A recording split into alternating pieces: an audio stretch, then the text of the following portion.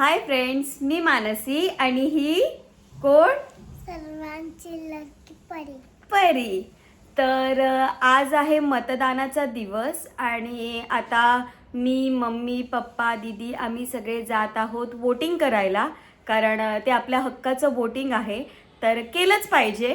तर आता आम्ही जातोय वोटिंग करायला आणि आपली परी तर लहान आहे, पण परीला ट्रेनमधून जायचं आहे म्हणून ती रेडी होऊन बसली आहे की मला आज ट्रेनमधून जायचं आहे म्हणून.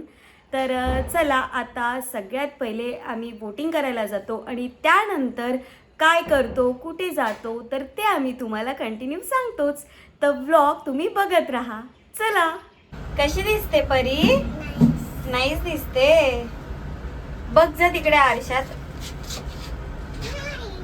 नाही खरं दास्ताना मी गोरी दिसते, तू हारू गोरी दिसते. मी हळू गोरी दिसते. बरं बाई, तुझं खरं. तू पण दास्ता. हा, मावशी दुश्मनीच आहे ना तुझी. तर आम्ही आता निघालो आहोत ऐरोलीला वोटिंग करायला, कारण आमचं सर्वांचं वोटिंग जे आहे ते ऐरोलीमध्ये आहे. आम्ही काही चेंज करून घेतलं नव्हतं. त्यानंतर आम्हाला सर्वांना लागली खूप भूक. मग म्हटलं कुठे जावं खायला, तर आमचं लहानपणापासून एक फिक्स हॉटेल होतं, साई प्रकाश. म्हटलं चला तिथेच आपण जाऊया, खूप वर्षानंतर आलो आहे तर बघूया तिथली टेस्ट.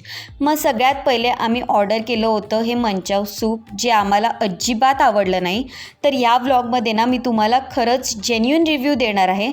आत्तापर्यंत आम्ही तुम्हाला सांगितलं तर तो चांगलं सांगितलं होतं प्रत्येक हॉटेलचं, कारण आम्हाला तिथली टेस्ट खरंच आवडली होती. पण ह्या हॉटेलमध्ये येऊन आम्ही खरंच खूप डिसअपॉइंटेड झालो आणि कोणालाच काहीच आवडलं नाही. आम्ही सगळ्यात पहिले ऑर्डर केलं होतं मंचाव सूप, त्याच्यानंतर हे पनीर 65. आता ती डिश जेव्हा समोर आली तेव्हा बघितलं त्यावर जिरं, मोहरी, कढीपत्त्याची फोडणी होती. म्हटलं यावरती फोडणी कोण घालतं. त्यानंतर आम्ही ऑर्डर केलं होतं व्हेज स्प्रिंग रोल. त्याच्यामध्ये फक्त कोबीची भाजी होती, त्यालासुद्धा जराही टेस्ट नव्हती, त्याच्यामुळे मला तेही नाही आवडलं. मग म्हटलं युनिक काहीतरी ऑर्डर करावं. मग आम्ही ऑर्डर केलं होतं व्हेज सिझलर. म्हटलं चला आता ह्याची टेस्ट बघूया. तर सगळ्यात पहिले मी ते स्टफ कॅप्सिकम ट्राय केलं, तर मला नाही आवडलं. त्यानंतर राईस ट्राय केला आणि ती मंचुरियन ग्रेव्ही होती ती ट्राय केली, पण त्यालाही मला चव नाही लागली. मग मी ते दोन्ही मिक्स करून खाल्लं, तेव्हा कुठे ते माझ्या पोटात गेलं. आणि त्यानंतर सगळ्यात शेवटी मी ते ट्राय केलं होतं कटलेट. ते कटलेट खाऊन असं मला वाटलं की यार मी घरी खरंच खूप छान बनवते. त्याच्यामुळे त्या हॉटेलमध्ये येऊन आम्ही डिसअपॉइंट झालो. मला अजिबात नाही आवडलं तिथलं. सो मी हा खरा रिव्ह्यू तुम्हाला आज शेअर करते. आणि खाऊन झाल्यानंतर आम्ही पोचलो पुन्हा पलावाला. संध्याकाळ झाली होती, आम्ही खरंच खूप थकलो होतो. तर चला आता मी डिरेक्टली तुम्हाला भेटते घरी. तर फ्रेंड्स, आत्ताच आम्ही घरी आलेलो आहोत आणि तसा बराच वेळ झाला आहे. सकाळी आम्ही निघालो होतो वोटिंग करायला आणि त्यानंतर तुम्ही बघितलंच आम्ही लंचसाठी बाहेर गेलो होतो आणि तिथे काय काय खाल्लं ते सुद्धा तुम्ही बघितलं.